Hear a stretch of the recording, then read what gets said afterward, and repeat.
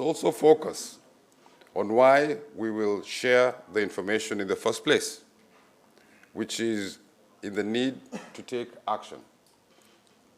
Therefore, we strongly recommend that the region consider and agree on modalities for cooperation in undertaking operations at sea to deal with maritime crimes.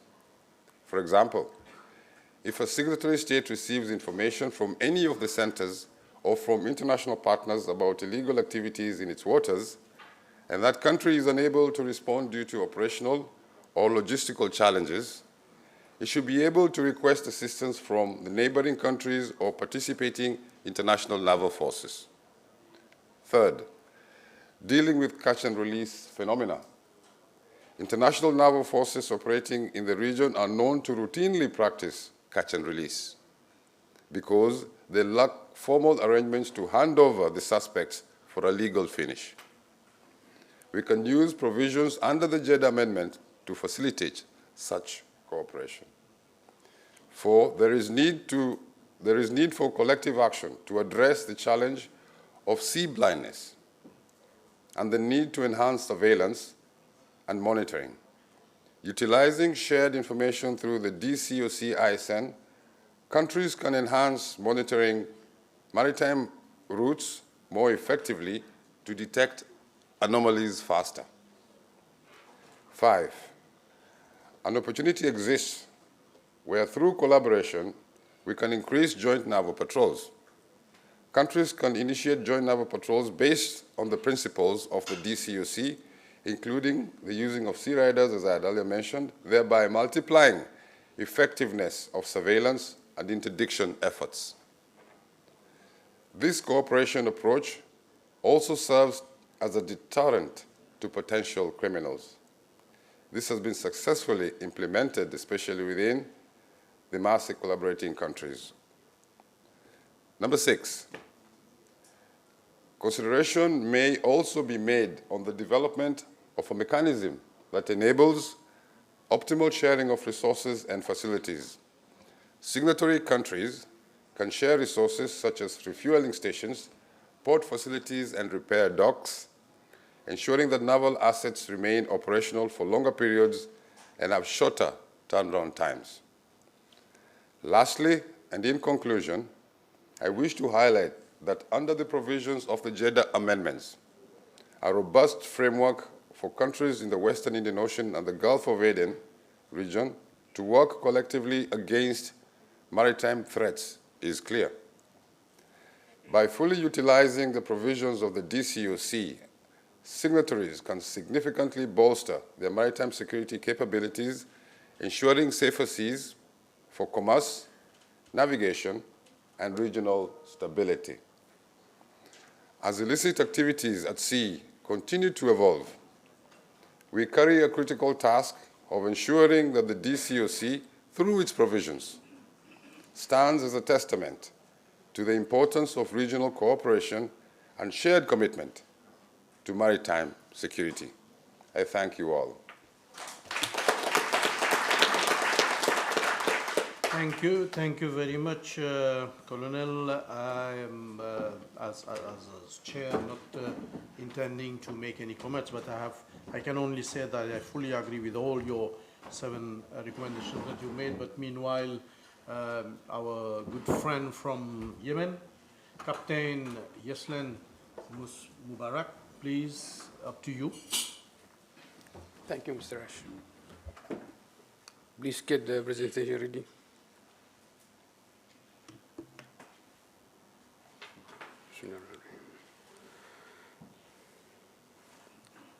Excellencies, member of DCoC, friends of DCoC, observer, ladies and gentlemen, Assalamu alaikum and good morning. I am Yeslam Mubarak, Vice Executive Chairman of Maritime Affairs Authority of Yemen. I am here to brief you on the background and the current status of the REMISC, Regional Maritime Information Sharing Center. If we look back to the past where the peak of the piracy activities took place in the Gulf of Aden, that triggered the alarm to take action towards the increase of the number of piracy activities. So the whole region realized that the risk associated with these activities, and they called upon a meeting in Sana'a, and it was in 2005. And that was the first step towards forming the first regional code, which is Djibouti Code of Conduct and Jeddah Amendment, in order to enhance the maritime security and safety.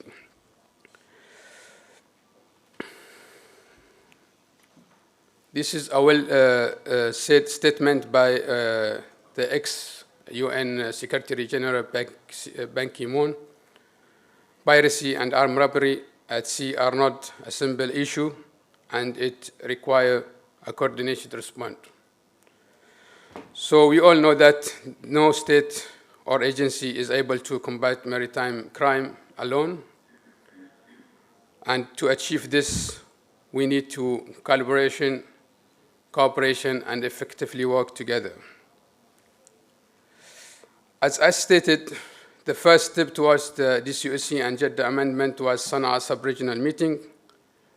Then there were another sub-regional meeting held in Muscat and Dar es Salaam.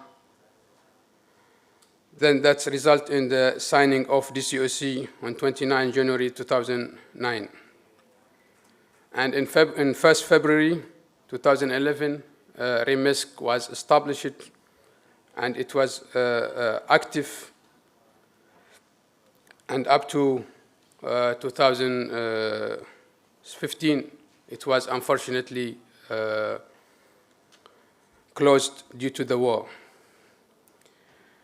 And in 11 October 2023, REMISC reactivated from Aden after 8.5 years of not being operational. The main objective of the main functioning of REMISC is to contribute to the raising awareness, to manage and maintain the flow of information, to collect, examine, analyze, and exchange information and data, to prepare statistics and reports on the basis of information gathered and analyzed, to communicate appropriate alert in timely manner, to provide advice, guidance to ships on the additional preventive measure, and also to perform such other function as may be agreed from time to time by the signatory countries. The vision of REMISC is a regional hub for the information sharing, and the vision is through information sharing, build confidence and capacity within the region by enhancing regional maritime situational awareness, in particular to prevent piracy and armed robbery. The objective of REMISC is sharing information on a list of maritime activity at sea to help improve operational cooperation when responding to incidents and enable the development of more effective prevention measures. To reactivate REMISC from Aden, it was really a challenge, and there were many efforts made by different organizations and entities, such as Government of Yemen, UNDP, and IMO, and EU. So the Government of Yemen designated a space in the Maritime Affairs Authority building for the REMISC, and also funding the operation of the REMISC of its current status, and also conduct capacity building for the staff of REMISC. This is the building. It was before like 2 months. Now it is the other picture in the left. So we'd like to highlight that UNDP have paid a lot of efforts to rehabilitate the building and also supplied furniture for the REMISC. IMO and EU also conducted technical visit to Yemen and assisted the rehabilitation of REMISC and offered feedback and recommendation.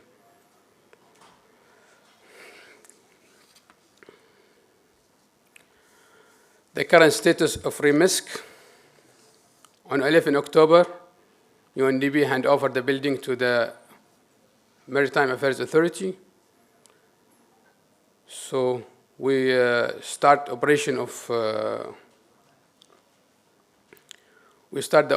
REMISC by only using these two equipment, IRS platform and C-Vision. And in this regard, I have to highlight IRS platform contribution to enhance maritime safety and security, as we have been using it to share information with other entities in the region, as well as planning and executing operation at sea. We express our appreciation to EU efforts in promoting safe and secure seas in the region. And we really require more effort, especially in supplying essential equipment to run the center effectively, such as communication devices, such as GMDSS and other electronic charts and maps, satellite phones. Given there is no regional information sharing center for the northern region, REMISC can play such a role. We seek the support of Group Working 1 and also the Friends of DCoC in building the capacity of the center to reach full operational capacity as it is required to play. That's all from my side. Thank you very much. Thank you. Thank you very much indeed, Captain Mubarak. And I'd like now to invite Vice Admiral Lobis. You are here? No? No, he's not. Okay, so we'll go for the last presentation by Lieutenant Colonel Walim from the U.S. Coast Guard. Thank you very much. Thanks for having me. Sorry? No, Commander, I'm sorry. That's all right. No worries. Good morning. Thank you again for having me up here. Really appreciate it. It's an honor to kind of bring an end to this panel. It's been great listening to everybody, so thank you very much. As I begin and wait for the slides, there's three main focus points to keep in mind. First, you have the authority and jurisdiction to carry out the task, right? You need to have the authority and jurisdiction. That's a national and regional level ask. Second, are we able to enforce using those authorities? Do you have the capability? That's a local and national level ask. And then finally, can we effectively prosecute the enforcement? You go out there, you do the information sharing, leads you to a specific act, and then, again, we talked about already just dumping and releasing. So can we bring those violators back and effectively enforce that at the legal level? That's, again, a local and national level. So, almost there.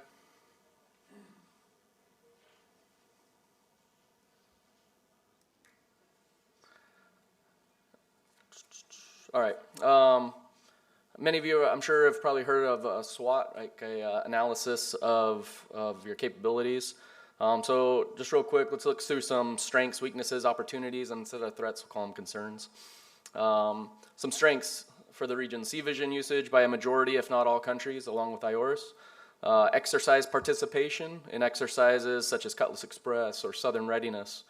And then the information sharing that we've been talking about the past couple days through the DCoC construct, such as RCOC and RMIFIC, really provide those strengths to the region. A couple weaknesses: infrastructure and resources.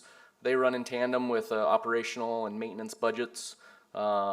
Dark target acquisition, and most importantly, that legal finish piece that I discussed. Opportunities, they include unmanned surface vessels and unmanned aircraft systems, AI that we heard about this morning. Those are great opportunities to look into to offset some of those traditional means of patrol.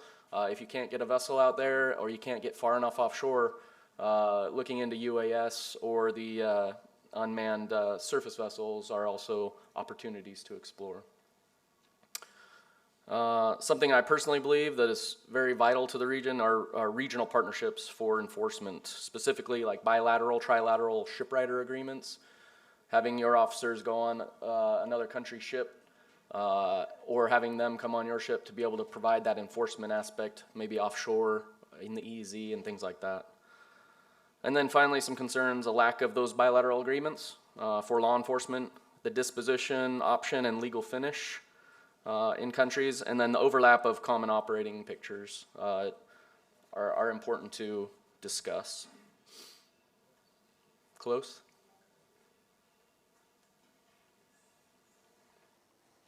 No problem.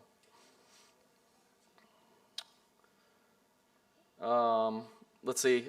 As the slides come up, a layered defense. I talked about that a little bit yesterday, and in the slide when it comes up, I'll be able to work through some of the layered defenses and how those partnerships can provide the capacity building to fill out those roles. So when you look offshore, far offshore, you look at international, regional, national, and local partnerships to provide those resources. The DCoC's recent mock SOP workshop held in Jeddah, it was a fantastic example of how partnerships can provide additional resources and then standardize. I think that's a word that's been thrown around a little bit, is standardizing regional efforts to make sure everyone is on the same page. As you get closer in from the offshore level and the high level, you come closer in and you're at that coastal, not quite coastal level. You have shoreside intelligence and MDA that's gathering and feeding the operational resources on the water. RMIFIC and additional information sharing centers that Yemen just discussed can assist in organizing those operational priorities that each country has. And then as you come into shore, coastal patrols, the unmanned aerial and surface assets, and the ability to be present, show that deterrence capability close to shore and let your communities know that you are actually out there working for them.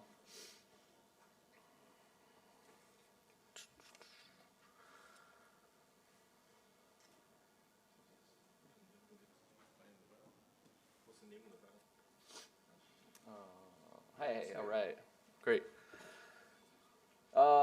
Something that we preach all the time, maritime stability removes criminal creep and opportunities for corruption ashore. Secure waters, that helps to secure your shore as well and land threats. This is the layered security I talked about yesterday and again today and went over. So a bilateral shipwrighter agreement, something I personally believe in. It brings a force multiplier to the region. It builds capability for each nation and helps target enforcement of illicit activities, any illicit activities. They can be as comprehensive or as limited as a country desires when working with the other country to build that agreement. Currently, the U.S. Coast Guard has 5 shipwrighter agreements in Africa, 1 in East Africa with Seychelles, and then we have 3 pending signature and also are in discussions with multiple other countries. What that does for us and for another country, it allows Coast Guard leadettes, our law enforcement detachments, to embark partner nations' vessels to conduct law enforcement, or partner officers to embark U.S. assets and then to conduct law enforcement within their waters and on their ships. So again, it's a capability builder.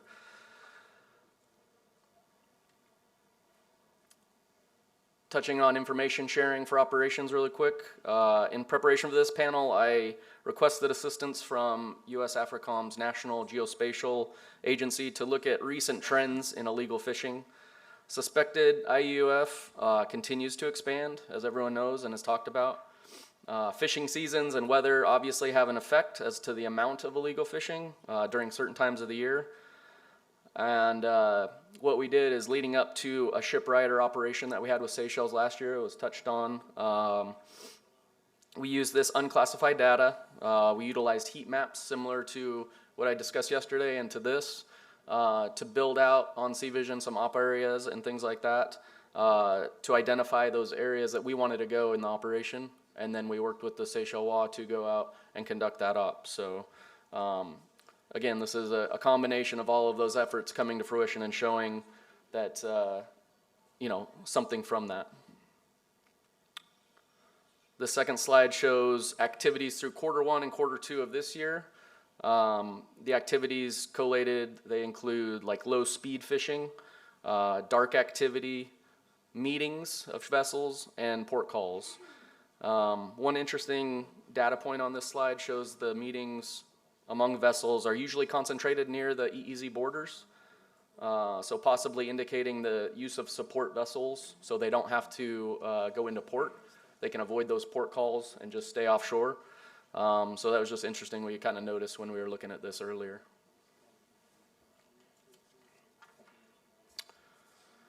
So how does info sharing get us to an end state? We utilized that newly signed bilateral shipwriter agreement. We checked the authority and jurisdiction box that I spoke of earlier, right? We utilized all the assets Seychelles had, the capability to enforce authorities, and they had the will to do so. And then finally, there was an effective legal finish afterwards. We were able to hand that off to the fisheries authorities, and the nationals on board were detained by the police and deported, and action was taken against the owner. So what that does also is that puts the word out, right? You're actually conducting operations, you're working with partners, and you're showing success. And no matter how that continues, that lets the bad guys know that, hey, we're really getting after this and trying to make a difference. And it will change some of those trends in the AI that we were talking about earlier because of the enforcement actions you all take. So for all of that, I think that was it. I propose to look into those additional bilateral, trilateral agreements. Commodore mentioned those earlier as well, those multilateral agreements between your own countries and with partners and allies. It is a focused way to increase that enforcement capability and come to that desired end state that we're all looking for. So, thank you very much. Thank you. Thank you very much. Thank you very much, Lieutenant Commander.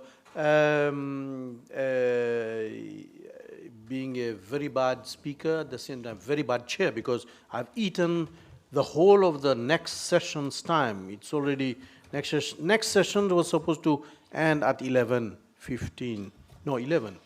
And it's already 11:10 nearly, but it's okay.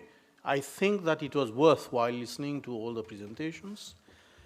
We had, the presentation was focused on the DCoC INS. You have information, you exchange information, and so what. So that's what it is about. Yeah, we have to have actions. We heard the MASE centers. Now, the MASE centers are at the service of the whole region simply because the movement of the vessels are not restricted to the MASE focus, but it goes everywhere. It means then that DCoC, MASE, we are working together. Now, we heard the model from UNAV4. Of course, I do not believe that DCoC, we intend or pretend tomorrow to have a model a bit like UNAV4. That's not the idea. But the idea is that we have to learn from UNAV4, but more importantly, as it was demonstrated by the presentations from RMFC and RCOC directors, that there are cooperations, concrete actions at sea. In other words, you pool resources from the region collectively, but also from UNAV4. It was demonstrated also from UK, and eventually from US and other big parts. The call was made to India. If we pool the resources together, then this theme which is here, beyond information exchange, what is that we could do? I think with the US, with the EU, with India, and all the key international partners, we can only succeed. Of course, we also heard experiences from Kenya, very important. We also heard experiences from Somalia. And the key important thing is not that we should try to get all the countries at the same level, though we have to try to get collectively the whole region to achieve something, but we have to address specificities of each of the countries. We heard the call or the cry from Somalia. What is what we should do? And I believe that it is very important for us to have dedicated sessions of days on experiences and exchange of experiences, not just send information, exchange information, but exchange experiences. We heard also from Yemen, and I do understand, remix, we should support. I'm not contradicting what Komodo Nitin said yesterday, that we should have a lead IFC, regional IFC, but I think it's very important for each region, countries and sub-regions to have their IFCs, because there is so much to understand and learn and analyze the information that there is lots of work. So we have to see to it that, you know, and as it was also said very, very well by several interlocutors, that information exchange, information is too sensitive. It means then that, in fact, do we really share the most important information? Will we share? In other words, maybe it's good to have, you know, regional, or not, but definitely national IFCs, get the capacity there, have regional, sub-regional IFCs as well, but then see to it that we all work together. So together with all the DCoC members and the partners, and as we have the US and the EU together with us, I don't see why we can't succeed. But then what is very important for me, and I conclude here, I know, Chair, time is of very much essence. What is very important is that let's see to it that we have very clear monitoring tool where we will be in a year or two from now on. What is that we'll achieve from now on? And that would be, I think, very important for us to see to it that next year we achieve something as compared to this year. Thank you very much, and I'm very happy to, you know, end and, you know, give back the chair to, you know, but, you know, as you know, I can't not make a few comments as usual, you know. So thank you very much, and I'm sorry I took more time.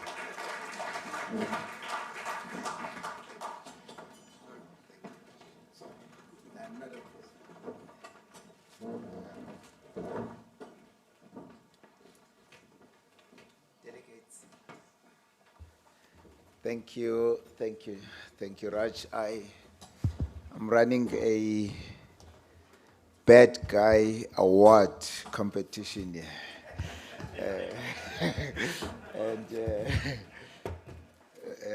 Raj, you are a very strong contender for the title. But yes, no, thank you very much, colleagues, distinguished delegates. These are all important matters. I had wanted to assist with this dilemma of time that we have, that perhaps I would see if we can open a time for the comments from all the panel leaders, the facilitators, much later, so that we can have all these discussions tied up properly. I'm going to consult with my facilitator here to see if we can open, even if it's 20 minutes much later, so that as we round off the proceedings, we have these comments, because Raj, with all due respect, said those were very important comments. So make those notes. Maybe we'll have an opportunity, and then the Secretariat has a better way of interacting with the information. Now, distinguished delegates, it's now 11:15. We've used up all the time. We've been sitting here for quite a while, so we need a leg stretch. May I request that we use 15 minutes? Can I bargain for that? Facilitator, please. Just to step out, I will need my facilitator and my team here, so that we can see how we manage going forward. So it's now 11:15. Can we be back here at 11:30? In the meantime, we'll see how we manage. Thank you. Yeah, I'm thinking that all those panelists, if they can just make a closing remark.